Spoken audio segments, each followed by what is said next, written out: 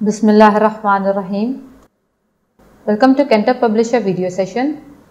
आज हम history grade 7 start करने जा रहे हैं। इसके चैप्टर्स को पढ़ने के लिए आपके पास कैम्ब्रिज स्कॉलर सीरीज़ की आपकी टेक्स्ट बुक हिस्ट्री 7 होनी चाहिए। आपका समर पैक आपके पास होना चाहिए और उसके साथ हमारा रिसोर्स पैक हमारे प्रिंसिपल, टीचर और पेरेंट्स के लिए है। आप हमारा रिसोर्स पैक हमारी कैंटअप की वेबसाइट से इजीली डाउनलोड कर सकते हैं। Today we are going to start history 7। हमारा चैप्टर 1 है the foundation. And foundation of what? Foundation of Mughal empire. हम अपने इस चैप्टर में मुगल एम्पायर के बारे में डिटेल से पढ़ेंगे। हमारा पहला एसएलओ है identify the factors which contributed to the conquest of India by Babar.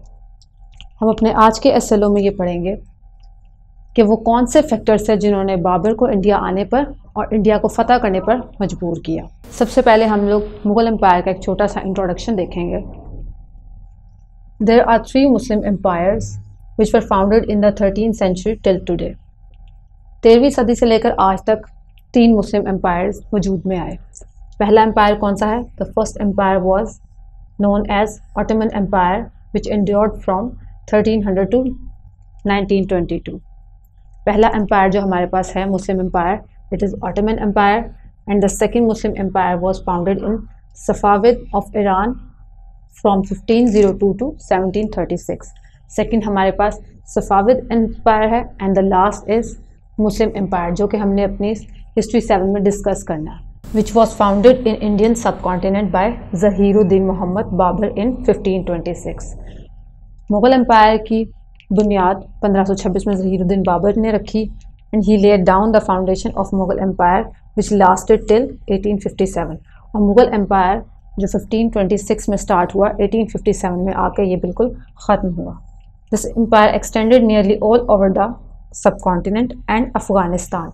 जैसा कि आप अपने सामने इस मैप में देख सकते हैं कि यहाँ पर हमारे पास पिंक में भी और ब्लू में भी कुछ एरिया हाईलाइटेड है जो कि इंडियन सब कॉन्टिनेंट है। इसमें आप देख सकते हैं कि पाकिस्तान, अफ़गानिस्तान और इंडिया और बांग्लादेश, इस तरह सब कॉन्टिनेंट के तमाम इलाके इसमें शामिल हैं जो कि मुगल एम्पायर का हिस्सा थे। The downfall of the Mughal empire started due to the growing rivalries among Muslims and Hindus. Mughal empire जो कि इतने 100 साल बहुत बेहतरीन तरीके से चला और उसने हर गुजरते वक्त के साथ अपने एम्पायर को एक्सटेंड किया, एक वक्त आने पर हिंदुस्तान में मुसलमानों और हिंदुओं के दरमियान बढ़ती हुई दुश्मनियों के बायस ये ज़वाल पजीर हुआ और जिसमें the British invasion also played a vital role in the destruction of Mughal empire. और मुगल एम्पायर के बिल्कुल ख़त्म हो जाने में या कोलैप्स कर जाने में सबसे बड़ा रोल यहाँ पर ब्रिटिशर्स का आ जाना था सब कॉन्टिनेंट में। सो इन शॉर्ट मुगल एम्पायर की बुनियाद ज़हीरुद्दीन बाबर ने 1526 में रखी जो कि 1857 में आगे ख़त्म हुआ। और इसके ख़त्म होने के पीछे वजूहात मुसलमान हिंदुओं के दरमियान में मसले मसाइल थे और जिनका भरपूर फ़ायदा ब्रिटिशर्स ने उठाकर इस एम्पायर को ख़त्म करने में अपना एक अहम किरदार अदा किया। और ये एम्पायर बरे-सगीर में फैला हुआ था जिसके इलाके हैं पाकिस्तान, अफ़गानिस्तान, इंडिया, बांग्लादेश, ये तमाम इलाके इसमें शामिल हैं। तो आए हम आज इसको स्टार्ट करते हैं कि मुग़ल एम्पायर की बुनियाद किस तरह से डाली गई। Zahiruddin Babur, the founder of Mughal empire. Mughal empire की बुनियाद सब कॉन्टिनेंट में ज़हीरुद्दीन बाबर ने रखी। हु बिलोंग्स टू फरगना, जिसका अपना ताल्लुक़ फरगना से था। ज़हीरुद्दीन बाबर का हिंदुस्तान के साथ कोई भी ताल्लुक़ नहीं था, वो एक्चुअली बिलोंग फरगना से करता था। उसका अपना आबा और अजदाद का इलाका फरगना था। उसका फैमिली बैकग्राउंड ये था that he was descendant of 2 warriors, अमीर तैमूर एंड चंगेज़ खान, जो कि सेंट्रल एशिया से बिलोंग करते थे, जिन्होंने वक्तन फ़वक्तन हिंदुस्तान में आकर अपने निशानात छोड़े। फ्रॉम समरकंद टू सब कॉन्टिनेंट। जैसा कि हमने अभी देखा कि ज़हीरुद्दीन बाबर का ताल्लुक़ फरगना से था। And he enthroned at the age of 12। उसने 12 साल की उम्र में फरगना का तख्त संभाला। ये है यहाँ पर, आप इस मैप को साथ साथ देखते जाएं कि ये वो इलाका है जो ज़हीरुद्दीन बाबर से ताल्लुक़, जहाँ से ज़हीरुद्दीन बाबर का ताल्लुक़ था, उसका home town. And then he move towards Samarkand, heart of central Asia. जब ज़हीरुद्दीन बाबर ने 12 साल की उम्र में तख्त संभाला फरगना का, उसके बाद उसका नेक्स्ट टारगेट था समरकंद की तरफ मूव करना। समरकंद जो कि उस टाइम पे हार्ट ऑफ सेंट्रल एशिया समझा जाता था क्योंकि वो इकोनॉमिकली रिच था। समरकंद और फरगना की बाउंड्रीज आप देखें साथ साथ हैं। तो ज़हीरुद्दीन बाबर ने समरकंद की तरफ जाने का सोचा, उस एक्सटेंड करने का, अपनी हुकूमत को एक्सटेंड करने का और समरकंद को अपने साथ मिलाने का इरादा किया। He fought 2 battles to conquer Samarkand. अपने इस टारगेट को अचीव करने के लिए ज़हीरुद्दीन बाबर ने 2 जंगें लड़ी, जिनमें से पहली जंग में उसको शिकस्त हुई, जबकि वो दूसरी जंग जीता और उसने समरकंद को भी अपने साथ मिला लिया। लेकिन समरकंद में उसका रूल ज़्यादा देर नहीं चल सका। His rule in Samarkand could not last long and he was defeated by Uzbek. Samarkand में क्योंकि उज़्बेक का रूल था और वो लोग वहाँ पे स्ट्रॉन्ग थे, तो उन्होंने ऐसे में ज़हीरुद्दीन बाबर को समरकंद में अपने कदम जमाने नहीं दिए और उसको वहाँ से मूव करना पड़ा।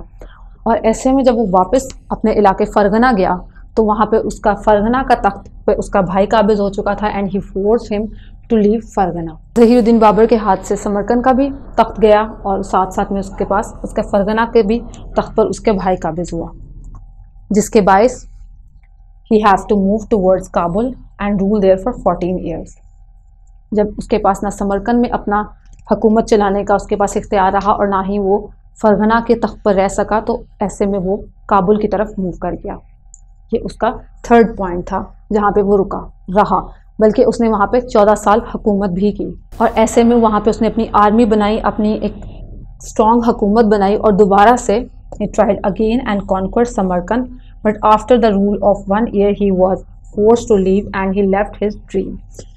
जब उसने अपनी फोर्स के साथ मिलकर, अपनी आर्मी के साथ मिलकर दोबारा समरकंद को फतह किया, तो उसका रूल तब भी वहाँ पर ज़्यादा देर ना चल सका। वहाँ पे अफ़गान्स ने उसको वहाँ पे नहीं उसका रूल रहने दिया और 1 साल के अंदर अंदर ही उसका वहाँ पे हुकूमत ख़त्म हुई। उसने समरकंद पर काबिज़ होने का ख्वाब अपना छोड़ दिया, सेंट्रल एशिया को रूल करने का उसने अपना ख्वाब छोड़ दिया और ऐसे में उसने वहाँ से काबुल से इंडिया या सब कॉन्टिनेंट मूव करने के बारे में सोचा। Now we will discuss the factors behind the conquest of India by Babur. आपने अभी देखा कि वो फरगना से बिलोंग करता था, फिर उसने सेंट्रल एशिया को, समरकंद को कॉन्क्वेस्ट करने की कोशिश की, उसको कॉन्कर करने की कोशिश की, लेकिन वो उसमें भी नाकाम रहा। फिर वो काबुल आया और काबुल में भी उसने 14 साल हुकूमत की। फिर ऐसे क्या फैक्टर्स थे कि उसको काबुल छोड़कर इंडिया आना पड़ा। The first factor which compelled him to leave Kabul, Samarkand and Fergana as well was wealth of India. जो कि हिंदुस्तान एक अमीर मुल्क था, वहाँ पर बहुत सारे ज़रख़ायर थे, बहुत सारे, एक सल्तनत वहाँ पे ऑलरेडी चल रही थी जो कि दिल्ली सल्तनत थी। तो ऐसे में एक रिच कंट्री या एक रिच एम्पायर ने बाबर को अट्रैक्ट किया कि वो वहाँ पर जाए और अपनी हुकूमत करे। So the wealth of India was the factor which compel him to conquer India. The second factor was shortage of money. Due to this Babur was unable to pay his troops and run the administration. Babur जो कि 14 साल से काबुल में हुकूमत कर रहा था, उसने अपनी एक आर्मी बनाई थी, उसकी अपना एक एडमिनिस्ट्रेटिव सिस्टम था, उसको चलाने के लिए उसको पैसे की ज़रूरत थी और पैसा उसके पास मौजूद नहीं था। पैसे की कमी के बायस वो ना तो अपने ट्रूप्स को पे कर पा रहा था, अपनी आर्मी को पे कर पा रहा था, ना ही वो अपनी एडमिनिस्ट्रेशन को पे कर पा रहा था। तो उन चीज़ों को चलाने के लिए उसने इंडिया की तरफ मूव करने के बारे में सोचा। The third factor is expansion of kingdom. जैसा कि हम पहले भी देख चुके हैं, फरगना को एक्सपेंड करने के लिए उसने समरकंद को कॉन्क्वर करने की कोशिश की, लेकिन वो उसे नहीं कर सका। इसी तरह से काबुल से वो इंडिया आना चाहता था, अपनी एक बड़ी हुकूमत करना चाहता था, अपनी हुकूमत को एक्सपेंड करना चाहता था, जिसके लिए उसने इंडिया को टारगेट किया। The next is legal right to attack India. जैसा कि हमने बाबर के बैकग्राउंड देखा, उसका फैमिली बैकग्राउंड देखा, तो उसका ताल्लुक अमीर तैमूर के साथ था और साथ साथ चंगेज़ खान की भी वो उसकी फैमिली हिस्ट्री में ये वो 2 लोग थे जिससे उसका ताल्लुक था, पैटर्नल भी और मैटर्नल भी। तो ऐसे में उसने ये सोचा कि हिंदुस्तान जाना और हिंदुस्तान फतह करना मेरा ख़ानदानी, मेरा एक जायज़ हक़ है। The next is political condition in India. जब बाबर ने हिंदुस्तान को फतह करने का सोचा, तो ऐसे में हिंदुस्तान के अपने भी सियासी हालात बिल्कुल भी ठीक नहीं थे। अब वो क्यों ठीक नहीं थे? Daulat Khan, the governor of Lahore, invited Babur to defeat Ibrahim Lodi. Daulat Khan जो कि लाहौर का उस टाइम पे गवर्नर था, उसने हुकूमत संभाली भी थी लाहौर की, वो इब्राहिम लोदी जो कि दिल्ली सल्तनत का जानशीन था, जो कि उस वक्त हिंदुस्तान पर हुकूमत कर रहा था। इब्राहिम लोदी उन लोगों का बादशाह आप कह सकते हैं उस वक्त का था। तो दौलत खान उसकी हुकूमत से बिल्कुल भी खुश नहीं था और उसके साथ और भी कुछ लोग थे जो कि इब्राहिम लोदी के रूल से खुश नहीं थे। तो ऐसे में दौलत खान ने खुद ज़हीरुद्दीन बाबर को इनवाइट किया, उसको रास्ता दिखाया हिंदुस्तान आने का और इब्राहिम लोदी से जंग लड़ने का। और जब बाबर हिंदुस्तान आया, then the first battle of Panipat was fought between Babur and Ibrahim Lodi, which resulted the foundation of Mughal Empire in India. जब बाबर हिंदुस्तान आया तो बाबर और इब्राहिम लोदी, जो कि उस वक्त का हिंदुस्तान की हुकूमत के तख्त पर बैठा था, जो दिल्ली सल्तनत का बादशाह था या जो दिल्ली सल्तनत का सुल्तान था उस वक्त का, इब्राहिम लोदी, उसके और ज़हीरुद्दीन बाबर के दरमियान पानीपत के मुकाम पर 1526 में पानीपत की पहली लड़ाई हुई, जिसके रिज़ल्ट ये निकला कि वहाँ पर इब्राहिम लोदी की हुकूमत ख़त्म हो गई। इब्राहिम लोदी को अपनी जान बचा कर वहाँ से भागना पड़ा और ज़हीरुद्दीन बाबर ने वहाँ पर मुग़ल एम्पायर की या मुग़ल सल्तनत की बुनियाद रखी। तो ये वो फैक्टर्स थे जिन्होंने बाबर को कंपेल किया कि वो इंडिया आए और यहाँ पर अपनी हुकूमत शुरू करें, जिनमें ये फैक्टर्स हमने देखे आज: wealth of India, shortage of money, expansion of kingdom, his legal right, political conditions of India and then the result. और इसके बाद रिज़ल्ट आपके सामने है कि किस तरह से पानीपत की पहली जंग हुई और बाबर ने इस जंग को जीता और इब्राहिम लोदी की हुकूमत को ख़त्म किया और मुग़ल सल्तनत की बुनियाद रखी। तो बच्चों, अब आप अपना ये फर्स्ट एस्से लो कि क्या वो फैक्टर्स है जिन्होंने बाबर को कंपेल किया कि वो इंडिया अचीव कर चुके हैं। अब हम इसके बाद इसका होमवर्क देखते हैं। आपका पहला होमवर्क आपके समर पैक से है। The ambition of Babur and his failure in Central Asia, the proximity of Hindustan to Kabul, and Babur's familiarity with the geography of Indo-Pakistan and the political condition of the country, coupled with the invasion of Indian chiefs, were the main factors that obliged Babur to come and conquer India. Babur का जुनून और वस्ती Asia में उसकी नाकामी, हिंदुस्तान और काबुल के दरमियान कम फासला और बाबर की पाक और हिंद के जोग्राफिया से वाकफियत, सियासी हालात से आगाही और हिंदुस्तानी जर्नैलों के हमले वो तमाम अवामिल थे जिन्होंने बाबर को हिंदुस्तान आने और यहाँ पर हिंदुस्तान को फतह करने पर मजबूर किया, जो हमने आज फैक्टर्स देखे।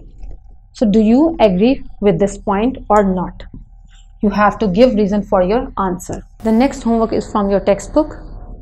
Choose the correct option and fill the circle. The first MCQ is Babur attracted towards India due to. आपने वो फैक्टर्स अभी देखे कि बाबर इंडिया क्यों आया। So you have to identify the correct factor. Is it lack of resources Kabul, political instability, expansion of his kingdom और all of them? जो भी आपके नज़दीक इसका राइट ऑप्शन है उसको मार्क करें। MCQ number 5, Timur was the factor due to which Babur invaded in. अमीर तैमूर के बारे में हमने देखा, जो कि बाबर की फैमिली बैकग्राउंड में आता है, बाबर की फैमिली से उसका ताल्लुक था। तो वो अमीर तैमूर के बायस उसने कहाँ पर अपना ख़ानदानी हक समझा कब्जा करने का? काबुल, समरकंद, इंडिया और Persia. 6 MCQs is the first battle of Panipat was fought between. Panipat की पहली जंग किन के दरमियान लड़ी गई? अकबर और शेरशाह सूरी, बाबर एंड इब्राहिम लोदी, शेरशाह एंड हुमायूं और Firoz Khan and Babur. The next question is write brief answer to the following questions. First question is who was the founder of Mughal empire. हमने देखा कि मुग़ल एम्पायर की बुनियाद इंडिया में किसने रखी? आपने उसका नाम लिखना है।